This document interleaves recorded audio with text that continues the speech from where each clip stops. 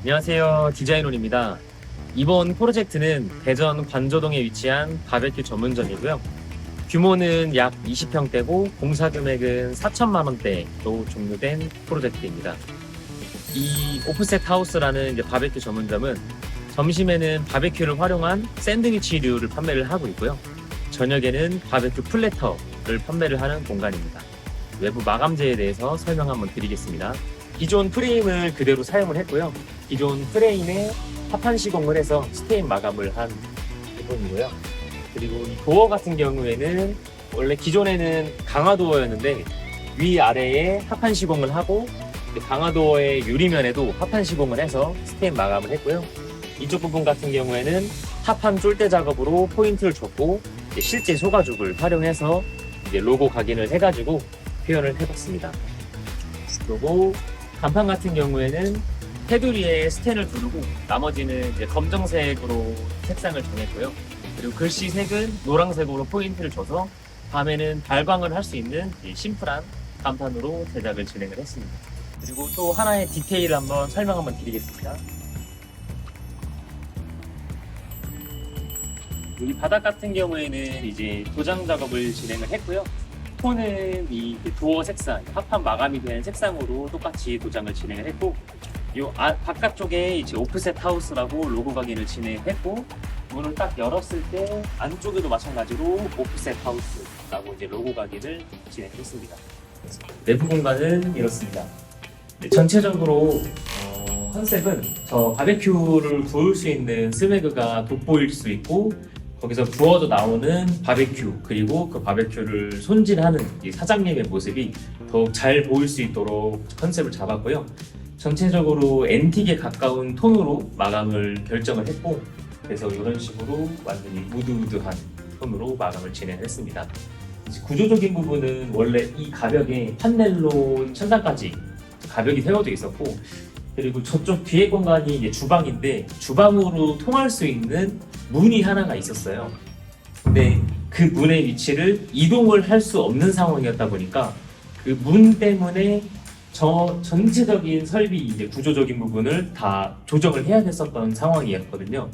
그래서 저희는 과감하게 그 문을 그냥 없애버리고 저런 식으로 개고부를 설치를 해서 주방에서 나오는 요리를 개고부를 통해서 나오고, 그렇게 해서 스네그가 조금 더 여유 있는 공간에 위치할 수 있도록 구조적인 배치를 진행을 했습니다.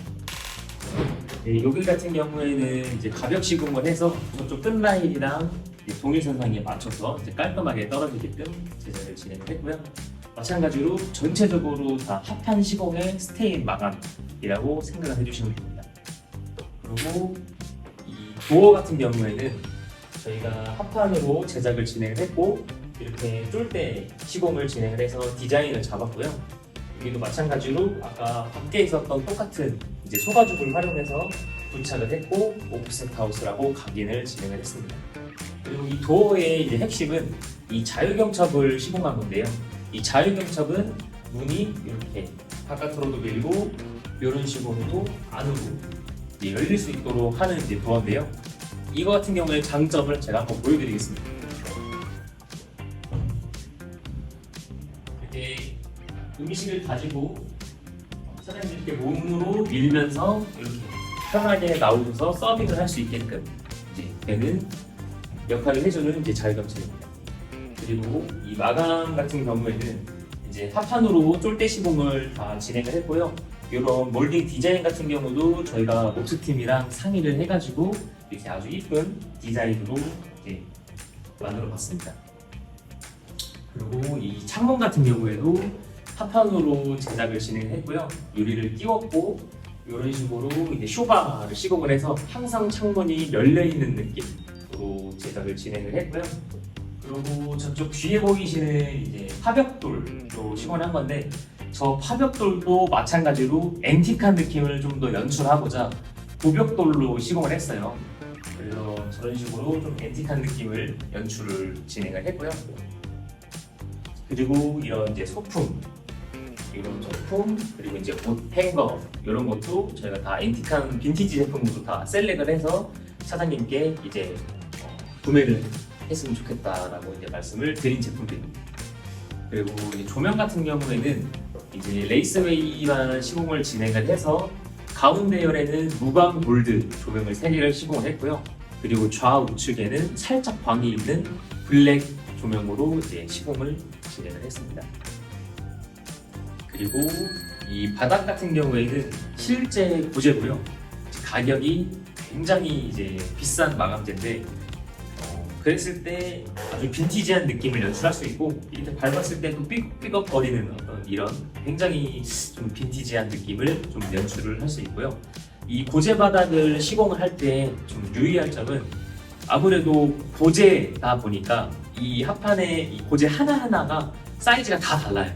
그러다 보니까 시공을 할 때 이렇게 엇갈려서 시공을 하거나 이제 그럴 수도 있기 때문에 바닥의 수평을 완벽하게 잡아준 이후에 이제 이 고제 시공을 해야 그나마 덜 뜨고 하자가 생기지 않을 수가 있습니다.